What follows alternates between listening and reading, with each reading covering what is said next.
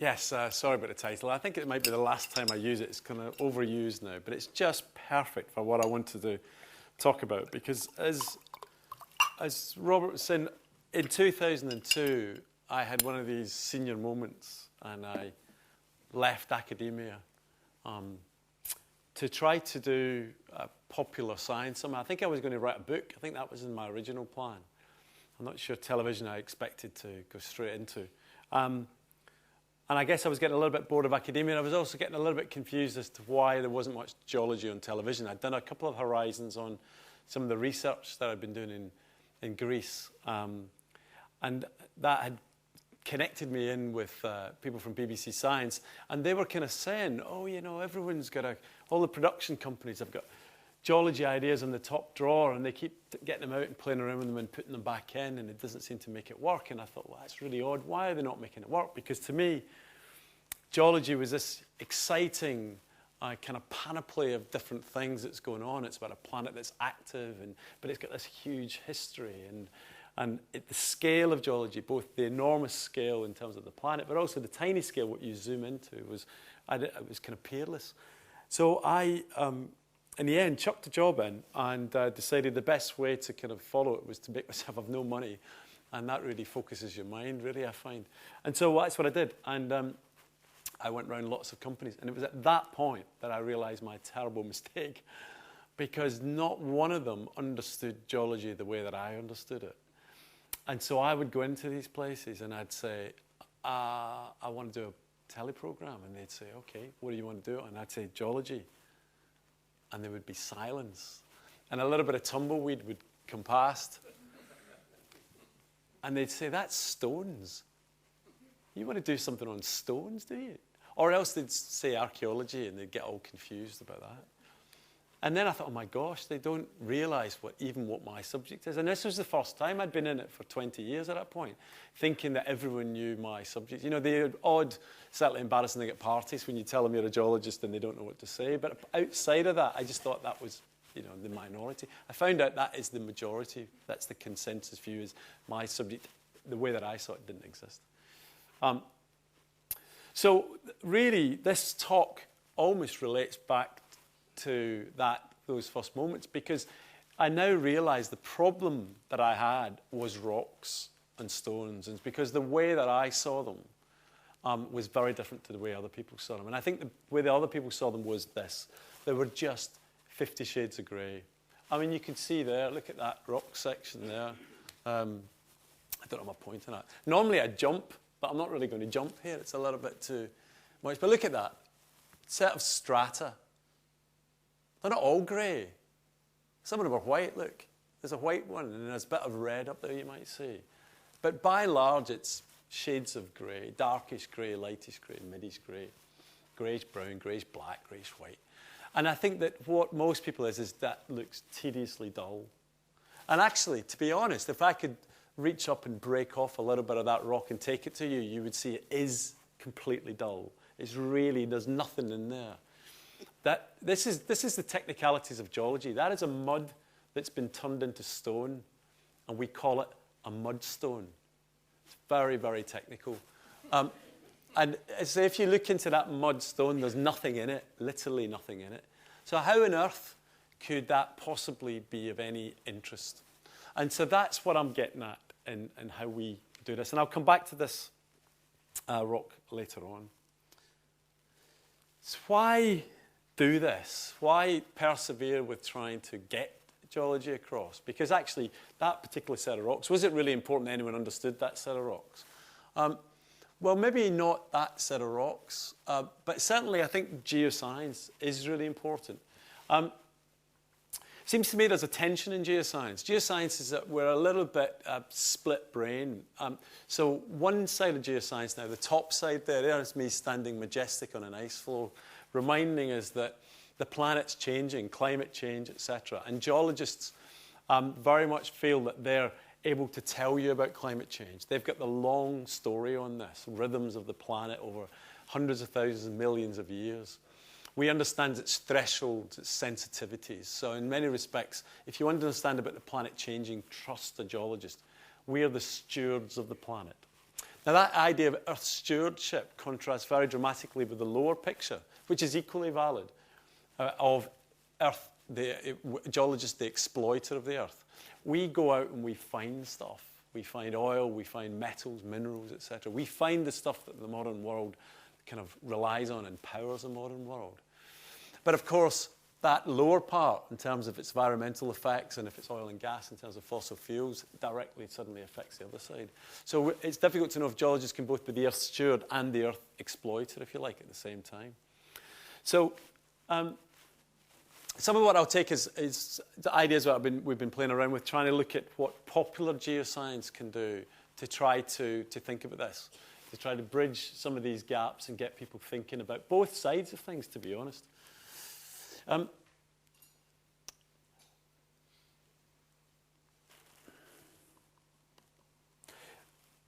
One of the difficulties with doing science is that, by and large, the public meet a science like geology. They meet it in times of crisis. In other words, people go about their daily business, you know, not thinking really of anything, until suddenly it appears on their TV screens, and it's suddenly there, and it's that point they realise they don't know anything about it, or not enough to make judgments. And so, as geologists, you're often called to suddenly go on, and in a kind of frenetic moment of news gathering, where all the facts are still being contested, but people want to know black or white, is it yes or is it no? Suddenly you have to deliver science, and yet people have got no background in it, no context to place things. And that turns out to be really important. So this is L'Aquila, for example, in Italy, which is a town that was affected by an earthquake a couple of years ago. And the backstory here is, and some of you I'm sure know it because it was kind of well covered in the press. The backstory is L'Aquila is a medieval town just a little bit inland and north of kind of Rome. It's getting struck by earth tremors every day really, for weeks and weeks. And people are getting very nervous and start to live outside. They go into tents and temporary accommodation. And to make matters worse, a physicist in a laboratory detects an increase in radon in his equipment and makes a pronouncement that this radon precedes an earthquake and there's going to be a big earthquake, which really freaks everyone out. So the local authorities, to quell the populace, to quell the unrest, call in this bunch of experts, these kind of hazard scientists, and they come to L'Aquila on a Sunday and they have a meeting with the local authorities. And of course, what's contested is what was in that meeting, but essentially what is said is the scientists say, look, there's nothing in these indicators that tell us an earthquake's going to happen. There's no kind of sign that there's going to be an earthquake. So the scientists leave, and the local disaster, the person in charge of disaster management, they go around the streets telling people that the scientists have been, and the scientists tell them there won't be an earthquake, there's no problem, they can go back into their houses, and they do that. And then a week later on the Saturday, there's another quite a big shock in the early evening, which again freaks people out. A lot of them go back to the tents and things like that. And again, they go around the city with tannoys saying, there's nothing to worry about, go back home. And at midnight, there's a big earthquake. And 300 odd people have died, and that's the effects of L'Aquila. And at least 30 of those fatalities were from people who had been living in a tent and say that they were convinced to go back to their homes by the scientist's message that everything was okay. Which resulted in a trial that included a guy that was doing the local disaster management here, but also included the head of the Italian Geological Survey, kind of head of the disaster management. And this chap, who was head of the national seismograph, kind of one that records earthquake, who just happened to go along that day for a laugh. Someone had said to him, do you want to go up to L'Aquila? We're going to this meeting. He said, all right, and jumped in a taxi. And then suddenly he finds himself on trial. All of them found guilty, all of them ready for 7 years in jail if it goes through. So this made a big impression. And the problem is that in that instant, that population wanted to know one thing.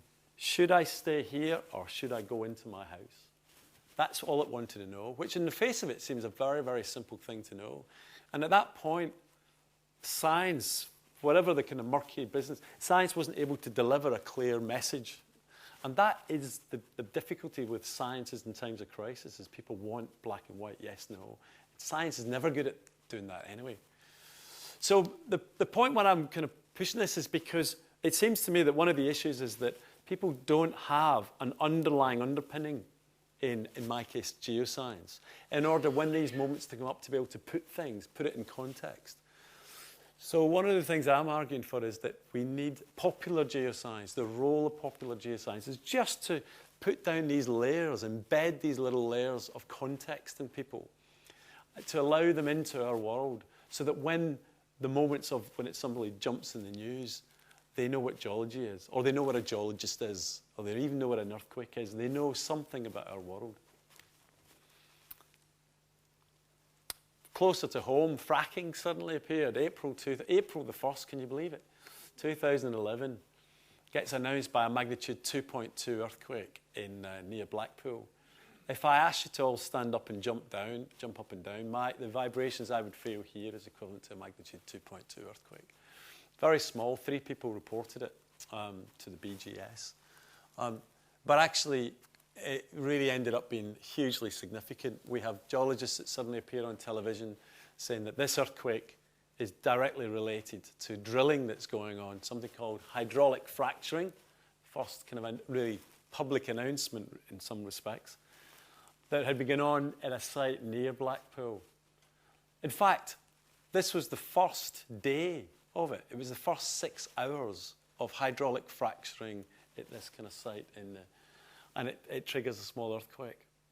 And so suddenly this idea that, the idea of injecting fluids into the earth, causing, opening up fractures and extracting the shale gas, suddenly becomes known to the kind of public. Immediately you get objections. This is the Ribble Estuary Anti-Fracking Group, who came together very fast, largely because they're the same group that opposes wind farms. So they had already had the kind of organisation. But it then goes nationwide very quickly and starts to affect situations in other places all the way around the country. And obviously, since that we've had Bull come in, it's been on your TV screens. And again, what we have here is a kind of homegrown example of something where, in this case, there isn't really an understanding, a broad popular understanding of the subsurface and what geologists do down there. And of course, the first impression of this in people's newsrooms is, I didn't know this was going on, and now that I do, I don't like it at all. Because this wasn't the first fracking in the UK. It happened, kind of a couple of decades of some fracking. So that's what I'm interested in, is how popular geoscience can connect with this business about what the popular conception of geology is in geoscience. So that's what I want to explore for a little bit. There's various ways of doing this. One of them is to say, okay, well, let's see, what does the public know about my subject? Some of you, how many people are geoscientists here? I'm just curious. I would say a geologist, a geographer, whatever. Quite small. Okay, that's quite useful. So there they are. That's the public. Well, you're the public, of course, as well, but that's the public up there. That's Oxford Street. I like this quote from Roger Highfield. I think it's a useful one to kind of bear in mind, this difference between ignorance of not knowing and stupidity. And not for a minute do I think, or do really most scientists that have kind of worked with the public actually think this public is stupid, but they are ignorant in the sense of not knowing, not having knowledge that we might expect them to have. So I want to look at the public. Here's a nice one. I like this one. As someone from Strathclyde. So 100, this sounds like a joke, 100 people, prospective students, go to Glasgow University and are asked this question: who digs for dinosaurs? 65% say archaeologists. About a quarter say the correct answer, which is paleontologists. 5% say Ross from Friends. Now, first glance, you think, well, oh, come on. Archaeologists, paleontology, both dig up the past. You know, there's an argument that says that's kind of what's going on. But Neil Clark, who's the Hunterian Museum, who put this survey together, his point is that the reason that people jump to archaeologists is television and the media. In other words, if you go into newspapers or the internet or anything, you see archaeologists much more than you see paleontologists. They're just much more visible. And so when people are thinking about it, oh, archaeologists. Now, the problem for geology is that dinosaur kind of paleontology, vertebrate paleontology, is arguably the front window, the showcase for geology. Almost every kid that comes into our geology department knows stuff about dinosaurs. Dinosaurs are one of the great way in, and almost all the geologists who work on dinosaurs do tons of outreach. So that's the most visible front, and yet even on our most visible front, we're getting confused by other people. So think what it's like for a geochemist or a structural geologist. I'm a structural geologist. So one of the issues then is that there is this kind of misconception or kind of ignorance of what we do. Let me say a little bit about science literacy, because this is kind of fundamental to it. The idea that the public are illiterate is a commonly held view. The Oxford scale is a scale that's been operating really for decades. It's been done in America and on Europe as the Eurobarometer. And these are basic questions that the public's been asked for decades. So the centre of the Earth is very hot. How many people think the centre of the Earth is very hot? Can you put your hand up if you think the centre of the Earth is very hot? I'm looking for anyone without the hands up, just to kind of query them on... So of course it's correct. 86% say true.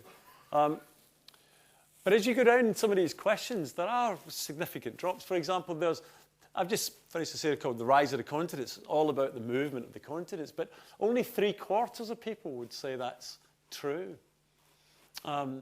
With a significant, a fifth of them not knowing if the continents are moving.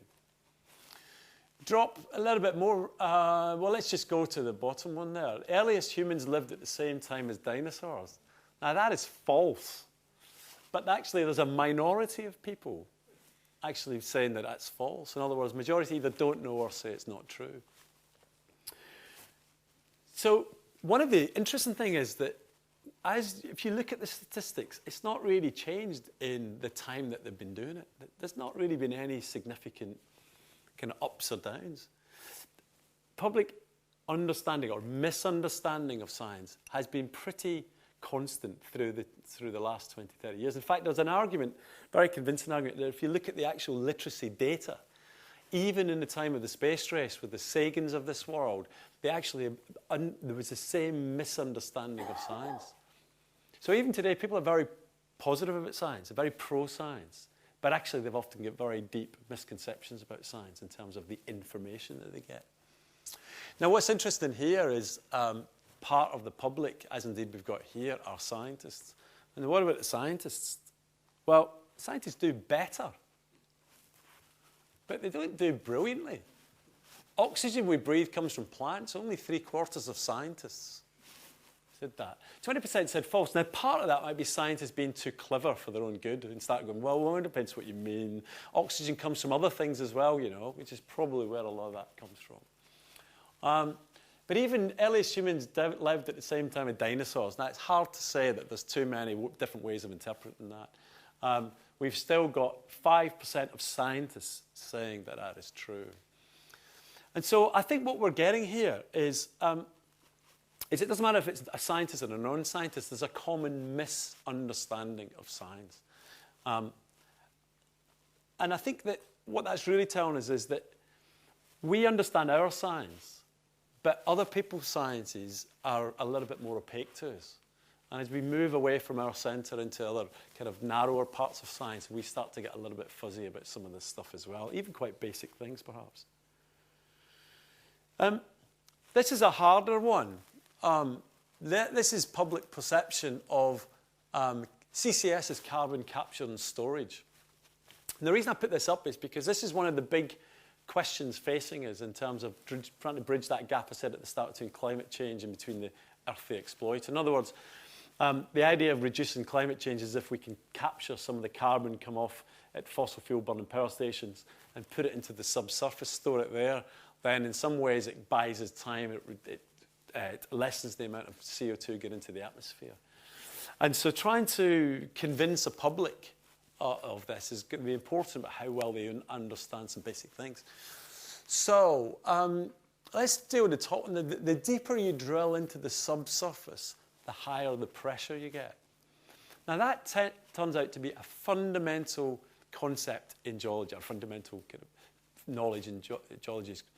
that the pressure increases as you go down because you get more and more weight of rock on top. And that means that things down several hundred meters or a kilometer are under pressure, or under confining pressure. But you'll see that only half of the people surveyed actually think that's correct. A substantial number don't agree, and most don't know.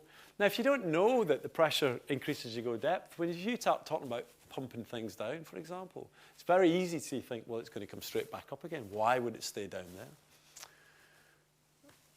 The natural pressure and depth at which CO2 is injected is so high, it's kept in a liquid state. How many people think that's true? The CO2, when we put it down there, is liquid. It is true. It's true, and it's for the same reason I've just said. But I think that 7% is probably, I do this every time. Whenever I do this, it's the same proportion. Don't worry, you're not. But that is true, and yet that's really quite crucial. And we could go down a whole set of these. What's quite interesting, if we go down to, there's two that look at the injection of CO2. One of them says the injection of CO2 is comparable to a sponge soaking up CO2. Or it's actually like pumping up a huge balloon underground. Now, if you're a geologist, you would go with the first one, that the rocks, the pores in the rock, actually where the CO2 kind of coagulates and kind of pools.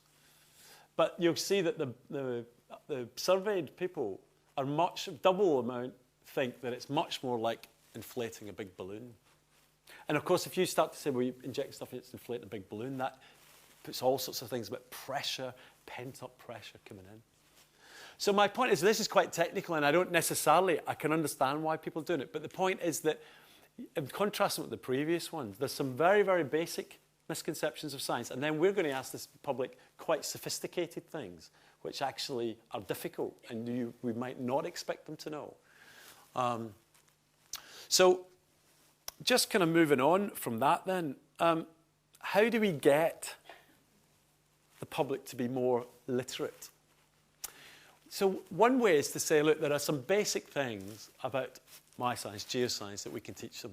That, if you like, every adult that's kind of science literate or geoscience literate should know certain things. And that's an approach that's been tried in America with this thing called the Earth Science Literacy Framework.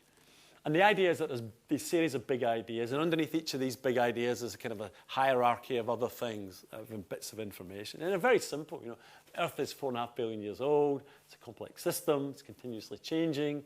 It's got a water planet, etc. The problem, I think, with this is that it's fine at the general level, but I think when you get down to specific packages of information that we want the public to know, who is it that decides what we tell the public, and what is it? Who agrees that? Because when we get to more and more detail, scientists, geoscientists, will argue about what's correct and what the public should know and shouldn't know. And climate change is a classic example of that, particularly in the geology community, where it's a tad less, more sceptical than the climate science one. But you can get arguments. In other words, there's not a well-defined package of information that everyone just accepts that people should know. But I don't think that's the real problem with this one. The real problem is this. This is science. This is from the web of science. And all these nodes, so these are from the bibliographic linkages from Web of Science package. Here's geology, nice and easy for me. Beside plant genetics, neurology, environmental science, tourism. Don't know where that. And I think it kind of flips around, because you can see up there material science, thermodynamics, and things like that up there. Now, I think in every one of those nodes, the scientists lamenting how ignorant the public are about their subject, and saying, why, oh why are they so stupid, because they don't even know that CO2 is injected and it's actually a sponge and it's not a balloon or whatever. So the reason why I think it's a kind of a hopeless case trying to kind of this idea of packaging it and sending it across is, are we supposed to do this for all these nodes? Are all these nodes supposed to kind of package the material and get it across to the public? A public which actually doesn't show very much interest in listening to us at all in the first place, actually, as well. So this is the explosion of science. It's the wonder of science. It's fantastic, all these different areas. But it's very different from physics, chemistry, biology people did at school. That's their science. A little bit of, and they probably didn't do all three, and they maybe didn't like them, and most of them are very happy that they're 20, 30 years in the past. And then you look what they're getting asked to contemplate. So I think this idea of this misunderstanding is it's not just here's a scientist, we understand, there's a non-scientist, they don't understand. It's that people in each of those nodes are equally as confused about the other nodes. We just don't understand each other's sciences. In fact, I would argue that even as a geologist, there are many frontiers of geology, areas of geology that I do not understand and I can't keep pace with, even in my subject. So help, how on earth can you kind of follow something that's an allied one or even one that's more distant? So I do not think you can just simply package science and disseminate it to people in those kind of ways. Plus, it's not just this package of information. So what should the public know? Should they know about recent developments in it? I think most people would say, yeah, that seems like an important thing. What about basic literacy? Very Govian kind of approach, but basic knowledge, basic facts about it. Again, that tends to be something that people say. Understanding the methods of science, that's definitely something people say. We should know what scientists are, what scientists do, the idea of setting hypothesis testing, the idea that it's not about truth. There is no such thing as kind of truth, but you're trying to, the idea of trying to disprove things and all of that. And should we get insights into the implications? I think most people would say yes, if it's like GM and fracking and things like that, it's really important. So it's not just now a package of information, it's a package of information and all of these things as well. It's the whole philosophy of it as well. So to my mind, that's just daft, trying to have that as an approach, and most science communicators kind of follow that kind of view. So how else can you do it? Well, the other way is to think of that lot and think, well, what are they interested in? Because look at them. Not a single person's looking at us. We're oblivious to them because they're wandering around and they're thinking of their jobs, their health, whatever it is. They're off for the shopping, or they're worried about their mortgage, or they're not thinking about us at all. Now that's why the news, if it suddenly appears in crisis, it suddenly injects it into their head. But the other way is to think, what do they like? What are they fundamentally interested in? Because that's another way in. That's a way when they're kind of available. I really understood this best in the very, Robert mentioned the series Journeys from the Centre of the Earth, which was the first proper thing I did. And so I put a proposal in to BBC. I can't remember what I called it. But it didn't have that title. But it was about the Mediterranean. And it was brilliant. It was a brilliant proposal. It was, how did it go? It started in like the Red Sea, Egypt, and then up through the Dead Sea zone, up through the biblical Holy Lands, telling stories of the geology in the Bible, amazing stuff, Sodom and Gomorrah and things like that. And then we went into Turkey in the next episode. We were on the North Anatolian earthquake fault line, and then went into Greece, and we had all the Greek stories and things, and then crossed into Italy. So we were all following the plate boundary, looping through the Mediterranean, and came out the Straits of Gibraltar, and it was fantastic. And they bought it and said, oh yeah, that's lovely, we'll do a geology series. And then I met up with the series producer at the Geological Society, and she hadn't done any science at all. It was obs doc she was doing. And she said, can I be honest? And whenever it says that, you sag a little bit, then you go on. And she said, it's kind of boring, isn't it? And I was like, and she said, well, every week it's earthquakes and volcanoes and disasters. It's very depressing. And I was like, what do you mean? And she said,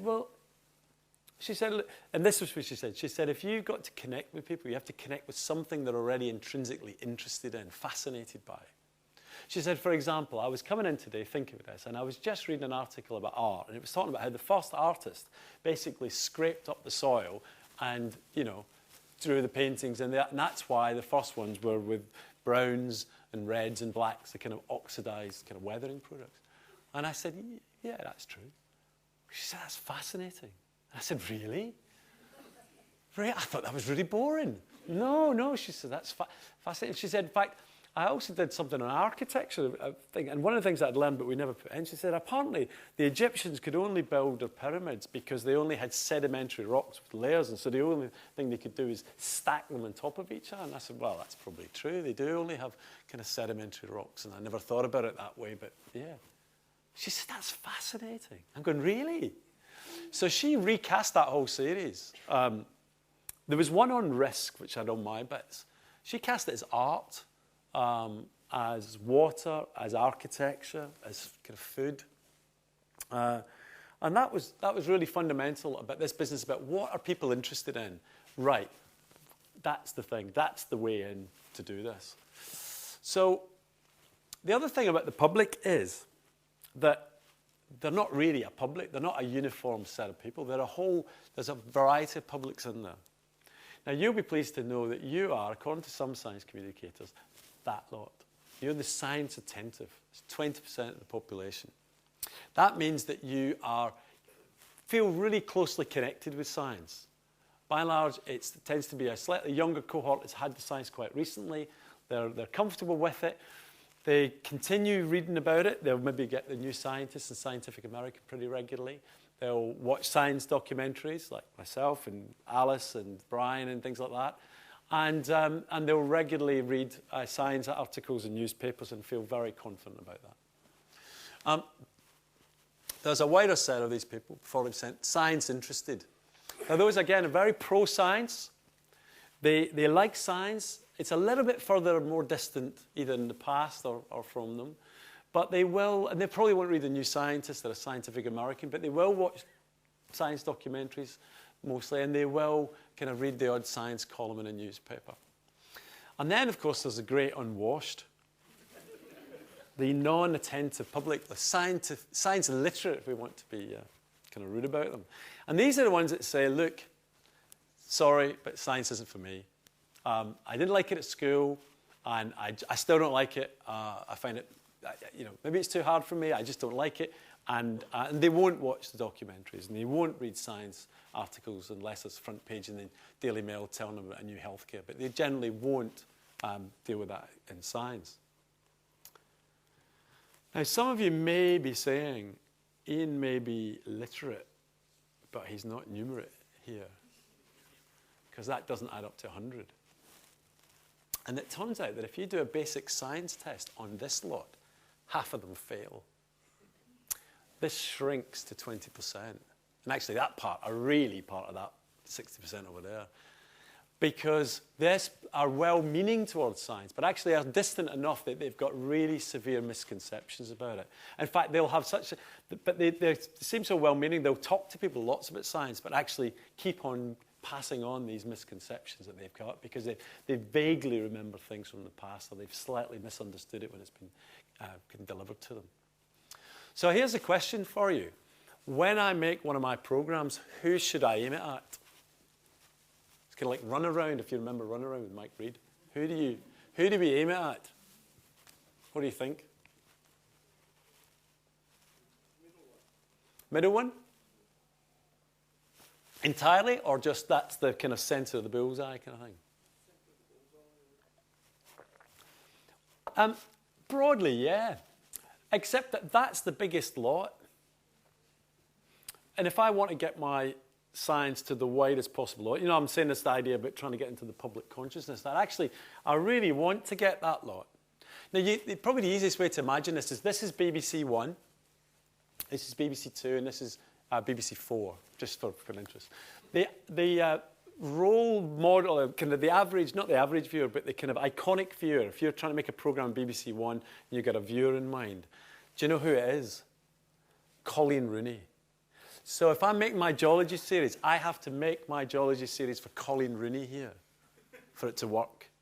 That's tricky. I don't know Colleen Rooney, but I'm not sure she's very interested in geology. So that's hard work. So you're absolutely right. This is the kind of main bit. But what I'm really getting is kind of angled that way, because I'm wanting to try and get some of this slot. And actually, do you know what I'm doing? I'm only interested in getting them to shift to the left. I want some of these to move into this one. But the irony is, I'm not going for you lot. I'm not caring is the wrong word. But the point is, this lot, you lot, will watch those programs by and large, in average. So this is the point, and you may have, I quite often get this when I give talks. People say, why is the music so loud in your programs? Why is it so flashy? Why is there all this graphics and all this? Why is there this constant repetition? It's because we're not aiming at you, we're aiming at over here. Now that's unfair, but that's the reality. Because the idea is to try and get that wider demographic to pull some of this lot in. That's why, in many respects, people are the kind of traditional BBC Two viewer actually sits and watches most things on BBC Four and thinks, why can it all be like that? It's why across here, we've got Richard Hammond delivering Geology to Colleen Rooney, not me. And that's an important thing to realise, that's the reason why, in many respects, your television is segmented in that particular way.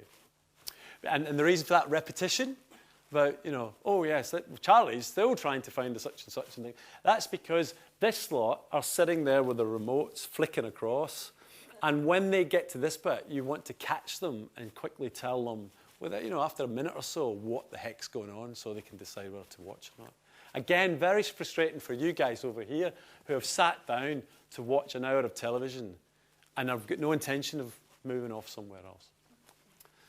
So that idea of multiple publics is something that science communicators work on quite a lot, and television people work on quite a lot, and it really is quite kind of important. The other thing about it is that we, as scientists, we are trained from kind of day one, really, to think in a very particular way, the scientific method. So we have a context, we set up hypotheses, we go and collect empirical data, we test them out, and we go through this kind of process of iteration. And at the end of the day, we come out with an answer, and we publish a paper or a conference paper, and we tell that answer. So that's the way that's designed. The public want to know something a completely different way. They want to say, the first thing they'll ask you is, why is it relevant to me? Why are you telling me this? Why do I need to know this? And so if you can catch them with something at that point, they may listen a little bit more to the next level of detail. And if they're intrigued, then the next layer, etc. And you might then be able to drill into some of the real finery of it all. But the problem we have in academia is that we train all of our students to do this. And young academics, researchers, we pass them out. And then we expect them to go and talk to the public. And to do that, you have to take that triangle, communication triangle, and completely invert it. But either no one tells academics that, or else it's quite a hard thing to do. I suspect both of them. And so that's one of the things, is we have to train ourselves to realization that we have to talk to and communicate to the public very differently. This is very obvious, but I'll put it up. One of the problems is that scientists and public live in very different worlds. Scientists present their work in scientific journals, by and large behind a paywall, although that's changing a little bit. They attend professional meetings, which again are many hundreds of pounds, and they'll write technical reports. The public may attend some public meetings if it's a kind of fracking or some kind of local issue, but by and large, it's the mass media. And the scientists really don't go into the mass media in any kind of significant way. So there's two different worlds. So there's this thing that, the other thing about the paywall, so scientific journals, we're now starting to open them up, and you can get in for free. It's the researchers that are paying. There's a point that even if the public could get in and read our papers, would they understand them? Because we write them in such a intricate, almost archaic way because of the scientific method, very technical, very, very precise. A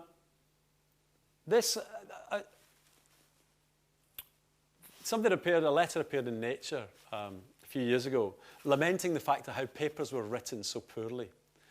Young academics didn't know how to write papers. And there's an example of one which is an academic paper which has really got some severe problems with it. And here it is. It's by a P.B. Shelley, and it's called Osmandius. If I kind of read it out, you'll start to see the problems in this science paper pretty clearly. I met a traveller from an antique land who said, "Two vast and trunkless legs of stone stand in the desert. Near them on the sand, half sunk, a shattered visage lies, whose frown and wrinkled lip and sneer of cold command tell its sculptor well those passions read. which survived stamped on these lifeless things, the hand that mocked them and the heart that fed. And on the pedestal these words appear, my name is Ozymandias, King of Kings. Look on my words, ye mighty, and despair.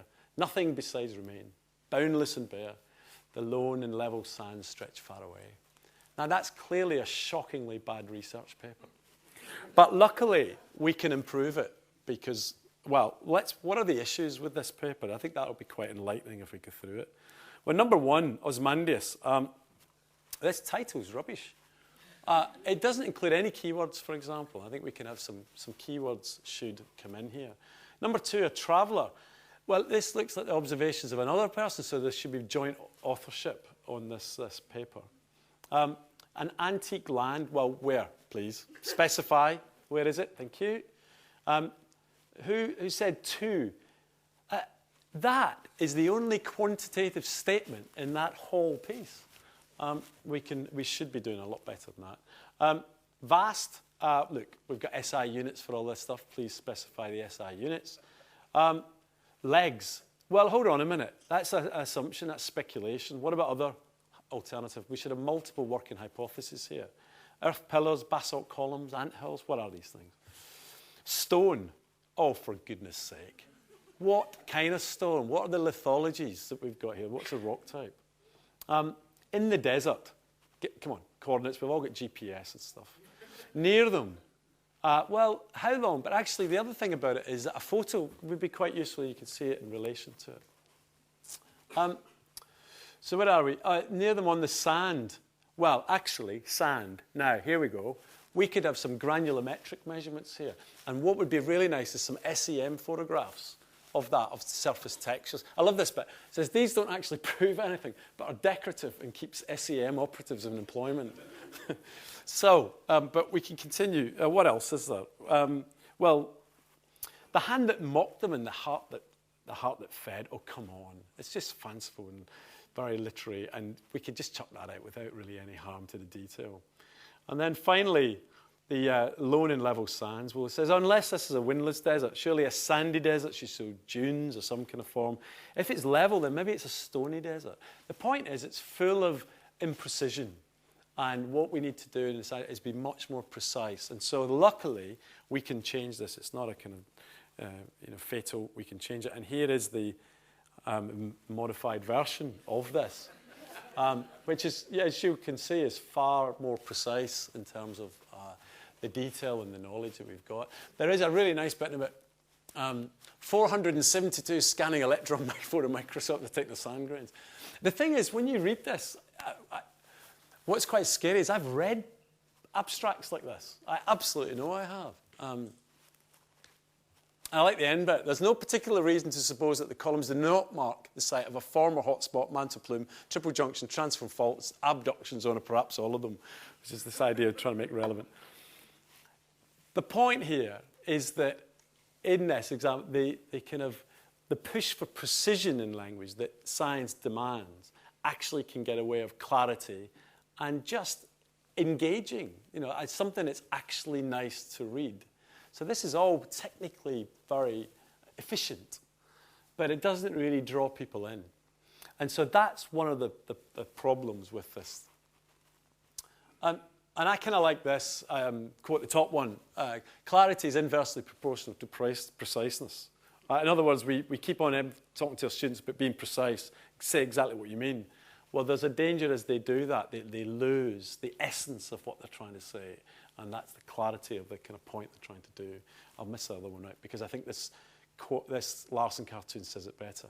Larson, this is what we say to dogs. Okay, Ginger, I've had it. You stay at the garbage. Understand, Ginger? Stay at the garbage or else. And of course, what Ginger hears is this. And I think that's it. I think this, as we talk, the public are hearing blah, blah, blah too much. And we're thinking we're being very clear with what's happening. So I just want to say a little bit about telly, because I've digressed a little bit into audiences and what we do. I intimated earlier on that I thought that popular geoscience, and by this I mean television, is a I mean, I would justify it, of course, wouldn't I? But it's an important thing. So I'm going to do a little bit about that. First thing is I've done a few Horizon, I think of 4 or 5. And so I got Horizon to send me the details of the top 50 rated programs, which is on the left there. Have a look at this first. And what you'll see is Geology, the blue cheese, is by far the biggest. So Geology does very well on science television. Horizon's the last scheduled science program on British television, the last kind of bastion of scheduled science. And then this is kind of the list of the top 35. And I think some of it's quite interesting. So the top one's an archaeological one, Mystery of the Persian Mummy. But then you get 2 geology ones, Mega Tsunami, 2000, which got 5 million viewers. Super Volcanoes, same year, got 4.7 million viewers.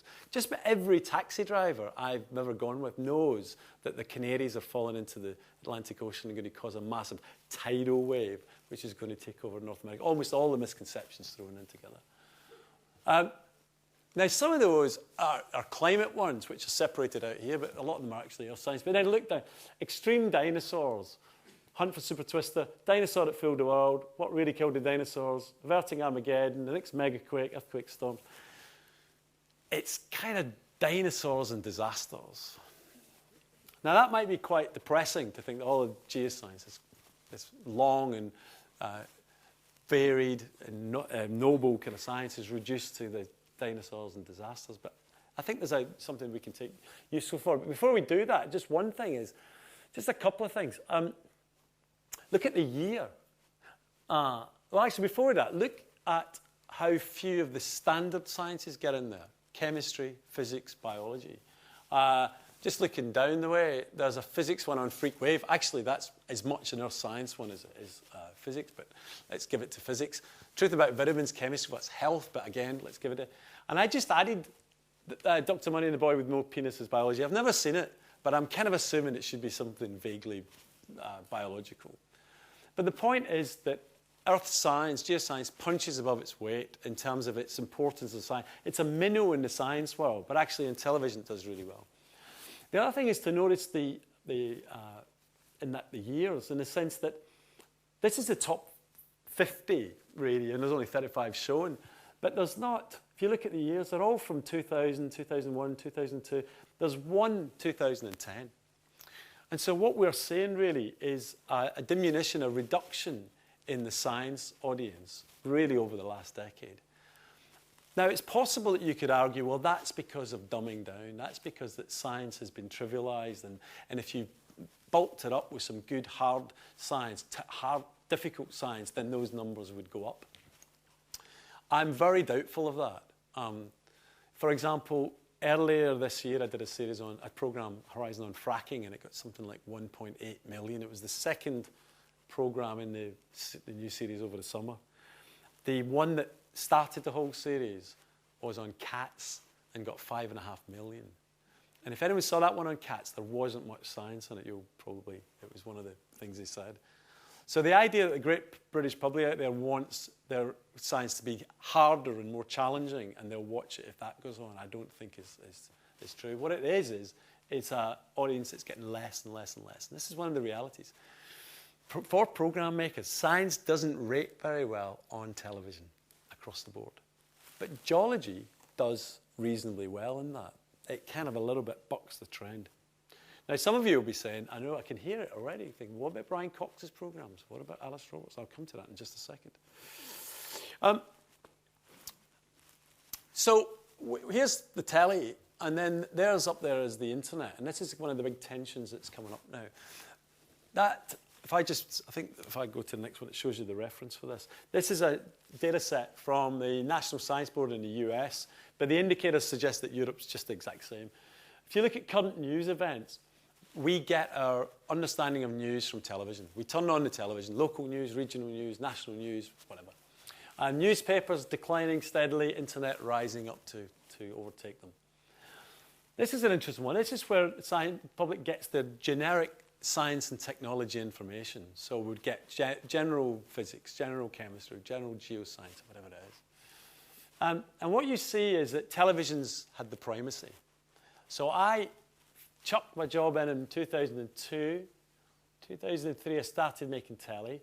And as you can see, I've been on a downward slope ever since. In fact, in 2010, the internet overtook television as the main place where the public get their generic science. And if you look at specific science issues, and that's things like GM, fracking, climate change, or whatever it is, the internet has been for the last decade by far and away the biggest source of where people get their information. If you look at television, there's a slight rise and then it drops off. Newspapers really not that anywhere close. And if you had books, it would be kind of sliding down the bottom here. And I think we all know that. If you are interested in something, you'll go straight to the internet. That one up there just shows those three graphs, and black is the internet. And it's really the dominance or the increase in the internet that I think is really interesting. Now that has really important implications for us, because the academic world, the scientific world, the mainstream science world doesn't touch the internet with a barge pole. There's no value for going there. You don't get any value as an academic. In fact, you can get lots of hassle for going there. There's no quality control out there. You know, we are encouraged, we're told to publish in peer-reviewed international journals. If you just put on a web page or something like that, then it's a real problem. And yet what that means is that by vacating that space is then populated by either well-meaning people who try to interpret the science mainstream for us and occupy that space, or else more likely the people who can't get into the mainstream science, can't get into the peer-reviewed journals or behind the conferences. They're there from the periphery of the subject. They do not represent the mainstream consensus view. And so if you are, so that's where skeptical science lives. And I would say if you, and I firmly accept climate change, but if you went as a neutral, went onto the internet and searched around the internet, I would be surprised to find you, I mean, expect you to be a skeptic really within an hour, because the bulk of material that's on there in terms of easily accessible stuff is very skeptical. And so what that means is that the battlefields for science already and in the future are going to be the internet. And there's a big question about whether the mainstream scientists and academic science are going to be there. And if they're not there and they're giving away that territory, that's really quite crucial. So what do I mean? Well, this is what it is. And I could have put up other stuff. YouTube, I could have put up Pinterest, Instagram. It's Twitter, it's Facebook, it's blogs, it's Wikipedia. Has anyone here edited Wikipedia? Well done, sir. I haven't, but yes, a couple of them. I get not into trouble with this, but I did a series called Climate Wars, and I was getting lots of hassle from climate skeptics telling me what a load of rubbish I was talking about. And I got this email from someone that's telling me what a load of rubbish I was talking about, and I just kind of, and he's pointing me to a Wikipedia page, and I rather haughtily said, I'm sorry, I only read the peer-reviewed literature or something like that. And it turned out, in the kind of all the frenzy, I'd missed the fact that he was a climate scientist, and he was telling me I was talking the raw rubbish from the other side, that I was kind of continuing perpetrating myths that the skeptics always did. And he said, you should do Wikipedia because you can edit Wikipedia. If you do not like what's there, you edit it and you change it. And if more people did that systematically, it would be a better place. I think he's right, although I haven't done it systematically. So my view is that if you, and this was we were chatting earlier on to you, I was just thinking, if you were starting out as a science communicator now, I wouldn't go for television. I'm not convinced that television, if you look at those graphs into the next 5-10 years, I don't think it's necessarily going to be the dominant place that it has been in our kind of culture in the past. There's a fragmented media environment, and a lot of that media is coming through places like this. My view is that new science communicators should try and work out how the hell to use the internet. I don't know how to use it. I think most of my generation, in terms of communication, are just playing around with it. But I think the new ones that are coming in will just find really smart ways to kind of use it. And I think if we don't, as I say, science, I think, is going to be in a bit of trouble. The other thing I wanted to kind of say really about why geoscience does well. There's a lot of reasons. It's very visual. It's got volcanoes. It's got dinosaurs and things like that. But the other thing about it that I kind of kind of realization is that it's a historical science. Now, normally historical sciences are the kind of poor second cousin of experimental sciences, the proper sciences of physics, chemistry, the reproducible, etc. Poor old geology. Geology, you know, the Earth is an experiment that lasted for 4.5 billion years and was run once. I mean, that's the problem that it's got. But actually, the historical sciences are those where time is a central narrative, a central spine to it all.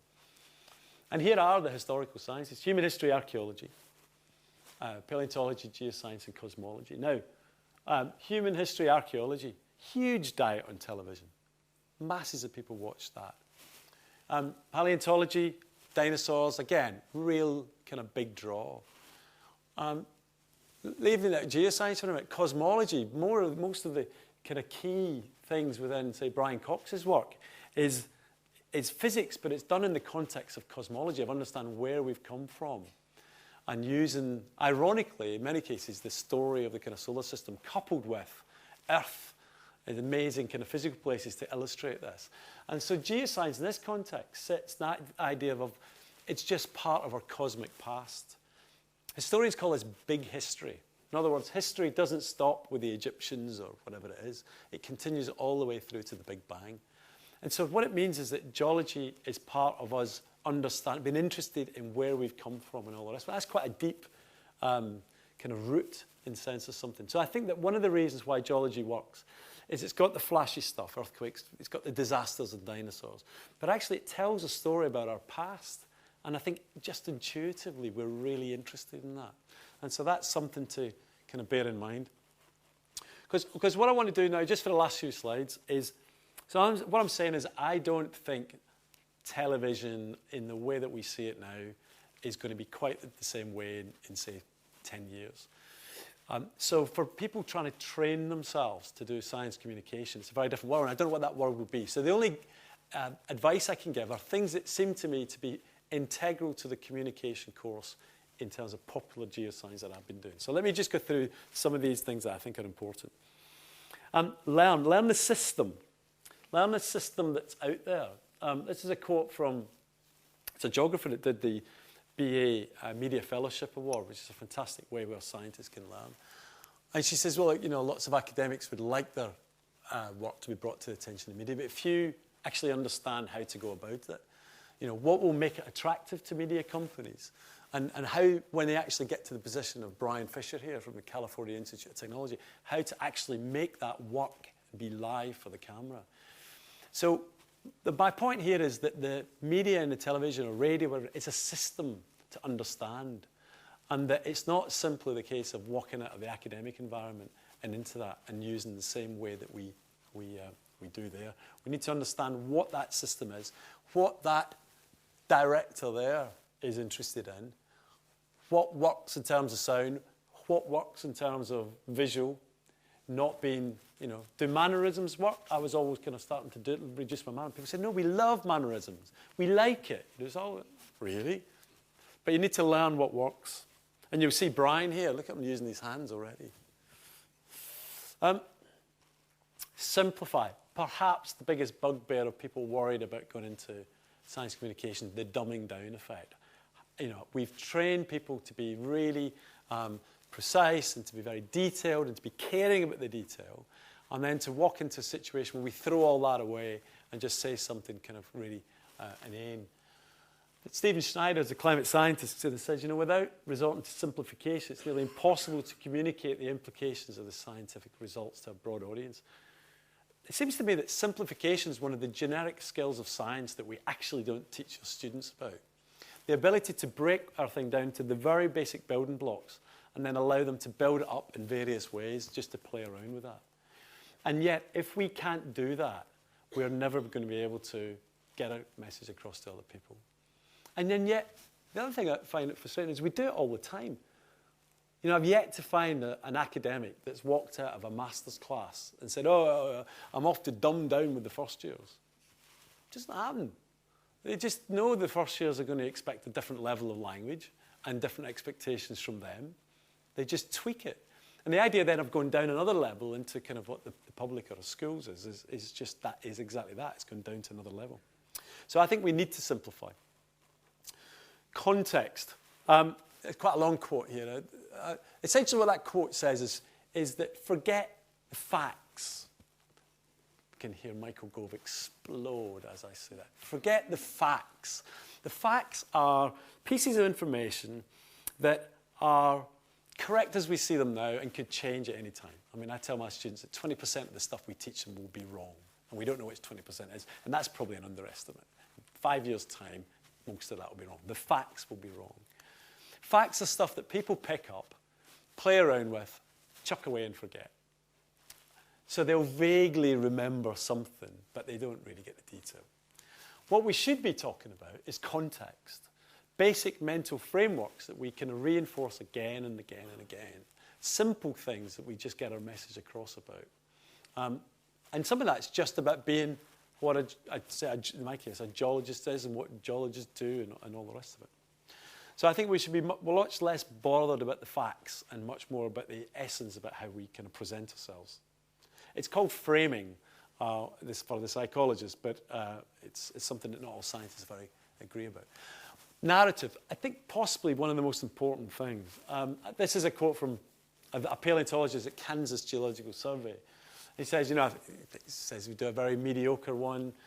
It's talking about some of the stories aren't very engaging. Some are too long and may seem irrelevant. And this is the best bit. Popular science too often seems like castor oil, something we should take because it's good for us, not because we want to. Every one of, up until a few years ago, every one of BBC science producers, and they've all, and contrary to kind of rumour, most of the ones that I've worked with have got science backgrounds. They're not kind of from humanities. But anyway, every one of those until a few years ago was sent on a Hollywood script writing course with the notion that there is only, and that course teaches people, there is only a set number of ways of telling a story from the earliest legends and myth right up to the modern day. And if you can create these narrative, these basic narrative templates and put your science into it, you'll really increase the ability of getting them to connect with the public because it's a deep thing. So this idea is that we should be telling, developing these narratives for what we do. And then the other one is people. Now this quote comes from the paper by me and Ted, but it's Ted's quote. I love it. I'm going to read it properly, actually. So it's a fact often overlooked by geoscientists that most other people are mostly interested in other people. And they're mostly not interested in anything else. The fact that geoscientists are more interested than average in things and ideas marks them out as mentally very unusual. We often get frustrated when we're sitting with someone and someone's reading, I don't know, Hello magazine or OK magazine or something like that, and we're reading The Guardian or The Telegraph and being very sensible. But the thing is, they're interested in people.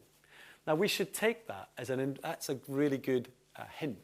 Now, we have people. We have people like Roger. Roger's a free miner in the Forest of Dean. He's in his mid-80s, and he has been single-handedly keeping a pit, a coal mining pit going for years. Just a few years ago when we filmed with him, he'd just lost his wife. She died about 6 months before. And his kind of summary to that was, now I don't even have to go home for tea at night. He basically spends all his time just driving these things out. He takes the coal out and he leaves it beside the road. People drive up, stop, pile the coal into their own car and drive off. He is an incredible kind of character, if you like. But it's not just them. The other key people we have is ourselves, scientists. The scientific method takes us out of the puzzle, the equation. We're told we're not part of the story. We're not very interested. We shouldn't be. We tell our students to write in the third person, not the first person, because we don't count. But actually, we do count. People are really interested about why we head off to Mongolia to do our work, or to the high peaks of the Alps or something like that. That's not normal. We go to amazing places. We do amazing things, even if we kind of forget it. And actually, we should be part of the story. And if we can make ourselves part of the story, we're more likely for people to listen to us. Perhaps the key one, and maybe the most controversial one. The media is part of the entertainment industry. That's all that quote says. we think of it, academics think of it as an extension of the education thing. And people will say to me, your programs are so educational. And I say, thanks, that's very nice. They're not meant to be. They're meant to be entertaining. And if they fail to be entertaining, they've failed. And they won't get broadcast, they won't get... If people find them educational at the top, that's fantastic, but that's not the first remit. And it's not the first remit of television or radio. Despite all the stuff about charter, that is an entertainment industry. And so that's what I was meaning earlier about learn the system. As an academic, stepping and wanting to take the work out to the public through the media has to accept that they're entering the entertainment industry. Or if they don't, they won't do it right. They won't do it as effectively as they could do it. Now, that is a trade-off that many academics might not be willing to accept. And it doesn't mean to say that you have to play to the gallery and do all sorts of things. It's just you recognizing that the system is an entertainment-driven system. And you have to be presenting your narratives, your stories in entertaining, engaging ways. And if you do that, it'll work. And then really going back to that look on my words you mighty in despair. In first year, we get the students to do essays. And they write these wonderful flowing essays. And we put red pen all the way through them. We say, you don't write in the first person, third person. We get rid of all this extra verbiage that's in there. We tighten it down and we make it precise. And it reads so boring. I've got a fourth year module about geoscience communication. And I tell my students to go back and try and find that way of writing again, because it's much more interesting. In other words, there's two ways of really writing, at least. One of them is the technical way, and the other one's the other way of this. Fanciful. John McPhee, arguably one of the best writers for geology around, he wrote a Pulitzer Prize-winning book, Annals of the Former World. And I love this quote. It's just my favourite quote. It says, where gaps exist among the facts of geology, the space between is often filled with things geopoetical. And I think we've kind of forgotten the geo-poetry, if you like, of it all. Now, it's this business about wonder. I would bet if you're a geoscientist, almost every geoscientist I know has come in because we've gone into the world, we've just been bowled over and think, that's amazing, I want to do that. I want to go on a glacier, I want to go up a volcano or something. It's fantastic. And then what happens is it kind of just winnows away at us and denudes us, and we end up having this situation where we've forgotten the wonder. So all that really says is remember the wonder. That image is the wave in Arizona, and it's a sandstone, and it's just been created by the wind and shaped by the wind. It's the simplest thing, and yet it is the most beautiful one. So for those that are thinking of doing science communication, you can either think it was really, really complicated or really, really easy. And I prefer the really easy one. And I think that let me just tell you about this one.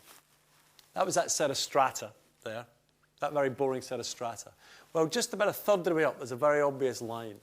And that is the Permian-Triassic extinction layer in the Dolomites. That is 251 million years old. And at that line, 95% of what life on Earth is wiped out.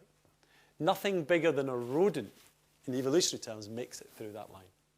So it's the most boring-looking set of rocks. It's the most boring rock because those muds have got nothing in them. Life has been extinguished. That is one of the most cataclysmic events in Earth's history. So as a story, it's absolutely fantastic. But if you just looked at the rocks, it's tediously boring. So I'll finish with this one, because this is the thing. This is what I think we do. We just tell stories about the Earth. And if we keep it that simple, it will probably be fine, whether it's on telly or the radio or the internet or newspapers. Thank you very much.